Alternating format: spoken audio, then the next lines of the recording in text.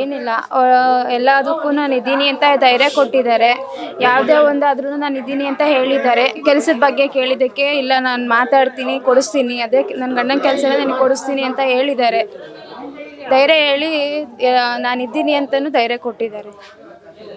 ಇನ್ನು ಮುಂದೆ ಯಾವುದೇ ಒಂದಕ್ಕಾದ್ರೂ ನನ್ನ ಹತ್ರ ನಾನು ಮಾತಾಡಿ ಅಂತ ಹೇಳಿದ್ದಾರೆ. ಅವ್ರು ನನಗೆ ನಂಬರ್ ಕೊಟ್ಟಿದ್ದಾರೆ, ಅವರೇ ಪರ್ಸ್ನಲಾಗಿ ನಂಬರ್ ಕೊಟ್ಟು ಹೋಗಿದ್ದಾರೆ. ಮಾತಾಡ್ತೀನಿ, ನನಗೆ ಫೋನ್ ಮಾಡಿ ಏನೇ ಒಂದಕ್ಕಾದ್ರೂ ನಾನಿದ್ದೀನಿ ಅಂತ ಹೇಳಿದ್ದಾರೆ. ನನಗೆ ಕೆಲಸದ ಬಗ್ಗೆ ಕೇಳಿದೆ, ಅದಕ್ಕೆ ಇಲ್ಲ ಕೆಲಸ ನಾನು ಕೊಡಿಸ್ತೀನಿ ಅಂತಲೂ ಹೇಳಿದ್ದಾರೆ, ಅವರೇ ಹೇಳಿದ್ದಾರೆ.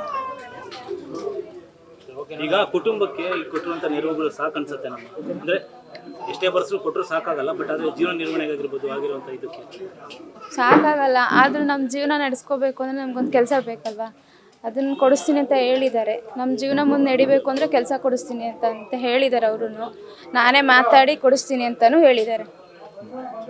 ಉಳಿದ ಕುಟುಂಬಗಳಿಗೆಲ್ಲ ನೆರವು ಯಾವ ಥರ ಸಿಕ್ಕಿದೆಯಮ್ಮ?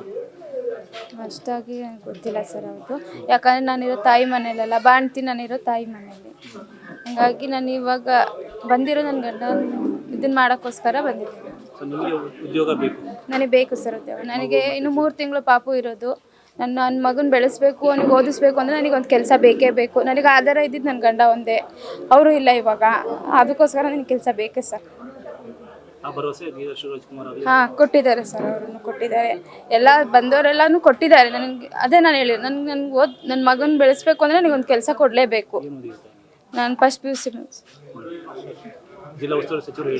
ಹಾಂ, ಹೇಳಿದ್ದಾರೆ, ಅವ್ರೂ ಹೇಳಿದ್ದಾರೆ ಕೊಡಿಸ್ತೀನಿ ಅಂತ. ನಾನು ನನ್ನ ಗಂಡನ ಕೆಲಸನೇ ನನಗೆ ಕೊಡಿಸಿ ಅಂತ ನಾನು ಕೇಳ್ಕೊಂಡೆ. ನೀರ್ಗಂಟೆ ಕೆಲಸ ಮಾಡ್ತಾಯಿದ್ರು ಅವರು. ರೇಣುಕಾ.